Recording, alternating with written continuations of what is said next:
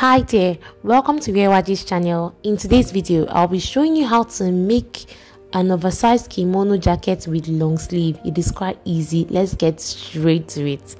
To begin, I'll be showing you how to fold your fabric for this purpose because we'll be cutting both the front piece and the back pieces together. You fold your fabric sideways like you see me do, using the larger area. Yes, not all the way down or into two. No, you fold it sideways and then determine the length of the kimono jacket. Okay, after folding it sideways and then getting your length of the fabric or the dress you're making, you then go on to fold your fabric like so. Okay, using your hip measurements divided by 4 plus another 4 inches allowance as your determinant. Okay, so you're just going to ensure that you have that after folding it. So this way you have gone on to fold your fabric into 4. I'll be doing this on my African print, okay, because this is what I'll be using to illustrate this oversized kimono jacket. I went on to fold it sideways, and after getting the length of my kimono, I folded it to the side again. Okay, so I'm just checking to determine or to see that I have my hip measurement divided by 4 plus another 4 inches allowance for ease. After doing this, I would go on to mark my shoulder measurement divided by 2. Now after marking this, I'll go on to slant my shoulder by just 1 inch. You can decide not to slant your shoulder if you do not want to, so you don't have joining at the shoulder. But me, I wanted my shoulder to sit well, so I'll be slanting by just 1 inch, and then I'll slant it down to 3 inches. Okay, so I'll just make that shoulder slant, and then after slanting the shoulder, I'll go on to mark my armhole measurement. Okay, remember that you mark your armhole measurements after slanting your shoulder when you want a free sized armhole. If you want it fitted, you mark your armhole measurement before slanting your shoulder. Okay, so I've done that and I added ½ inch for ease. Then I'm going on to mark my bust point. From there, I'll be marking the full length of my kimono again. But before I do that, I would like to determine my armhole curve by just getting that line straight, and then I'll measure and mark the midpoint of that armhole line and come in by about ½ inch, and then I'll mark my bust circumference divided by 4 there, and then just use my free hand or use a curve to make that armhole curve. It is pretty easy. Okay, so after doing this, I will then mark my bust circumference divided by 4 again and add 4 inches for ease. Remember, it's an oversized kimono jacket, so whatever I have there, I'll go all the way down to mark that same measurement. This way you already have your hip measurements included, because when you have your bust divided by 4 plus another 4 inches, you definitely cover up for your hip measurement. Okay, so I'm just going to connect these lines like so and mark the neckline, which is 3 inches wideness and 2 inches depth. Okay, I'll be making my use of my curve rule to just mark this curve like you see me do. I'm making it a little bit wider so it sits well at the back area. Next thing to do is determine your pocket point by marking from your armhole down 7 inches. After that, I'll come down from that point by under 7 inches. Okay, so this is going to be my pocket point while sewing. I will go on to cut out my piece. You can see it's quite easy as we are cutting both the front and back shape out at the same time. After cutting this out, I'll go on to mark my fabric, because this African print has front or right and wrong side similar. Okay, so I'm just going to chalk so I'll know the difference when sewing. And then I'll also go on to notch my pocket point. Okay, so that while sewing I can identify these points easily.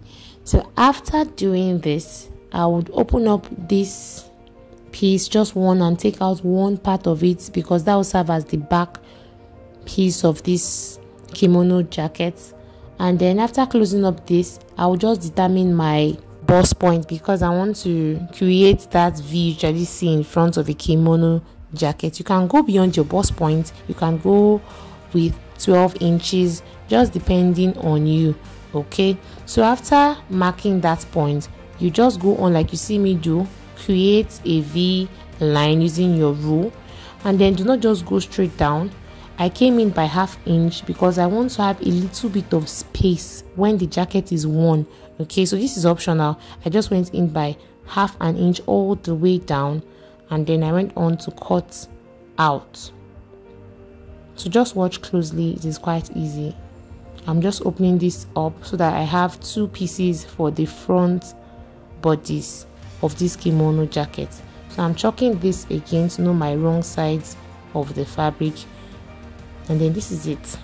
So this is my back piece and then my front piece. So when it's time to sew, I'll start with joining the shoulder before going on to tape the edges of that front piece and then joining the sides step by step.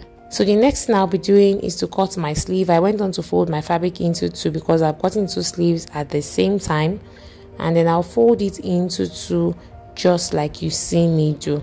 I'll determine the length of my sleeve. Remember, it's a big sleeve, a boo-boo sleeve, and I'll include my hemming allowance, my folding allowance at the lower part. Okay, after doing this, I'll mark that and then rule that line out so that it is visible. I will then come down by about 4 inches from that part and create a freehand curve up onto 3 inches from this folded area like you see me do. So after doing this, I'll just confirm with my tape measure and ensure that I have my armhole marked correctly. Then I'll come all the way down and use the wideness of 9 inches. Okay, 18 inches divided by 2 because I want it to be big, a little bit open. All right, after doing this is what your sleeve should look like, and then you go on to hem or fold the lower part. Okay, just fold it twice by taking in 1/2 inch and then fold it in again just to create a very smooth edge. And after that, you join the sides together before attaching it to the dress, okay, or to your kimono jacket. So that is it for the sleeve. Now for the stripe that would be using to tape the side of the front part, I'll be using a long fabric of 4 inches. Okay, so I folded this into 4 before cutting out my 4 inches so that it is easy to cut out. Okay, so after cutting out long pieces of 4 inches each, this is what it looks like. I'll then join them front side facing front sides or right side facing right sides, and then I'll go on to iron this down into 2 parts. Yeah, after doing that, I'll fold the edges by 1/2 an inch each. Okay, like you see me doing this video, and I'll iron it all the way down. Now for my pocket, I'll be folding this piece of fabric into 2 using a wideness of 8.5 inches, okay, and a length of about 12 to 13 inches. It's that easy. So after cutting this part so that you understand what I'm trying to do for my pocket, I'll just fold my fabric into the length of 13 inches with a wideness of 8.5 inches. After marking that line out, I'll come up by 3 inches, and on that point I'll come in by 1/2 an inch and create a freehand curve like so, and then cut out, and this will serve as my pocket. Go on to cut this pocket in 2 places. All right, after doing this, it's time to sew. I would start by joining the shoulder line, okay, the shoulder of this kimono jacket first.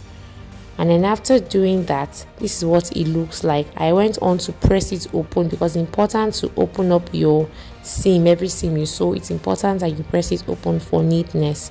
Okay, so after joining the shoulder line, the next thing before joining your side seam is to cover up or tape the edges of that front opening. If you understand what I'm saying, just watch.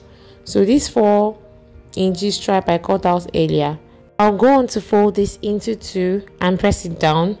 Okay, so after folding it into 2, I'll open it up just to show you what I mean. You fold both edges by 1/2 an inch. Okay, just fold it by 1/2 an inch and then close it up. Don't close it totally.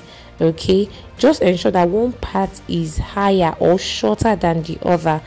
The shorter part serves as the front and then the longer part serve as the back. You can see what I've done there. I make sure that they are not on the same line when folded into two, so that when you're sewing you have a very neat finishing. Okay, and you're certain that when you're sewing the front part, it is also sewing the under or the back part. Okay, so I'm just going to take on one piece. Okay, that's why I've not joined the side seams together. I'll take on one side of the front piece, open up this. As you can see, I added my stay to give it a form of thickness, which is optional.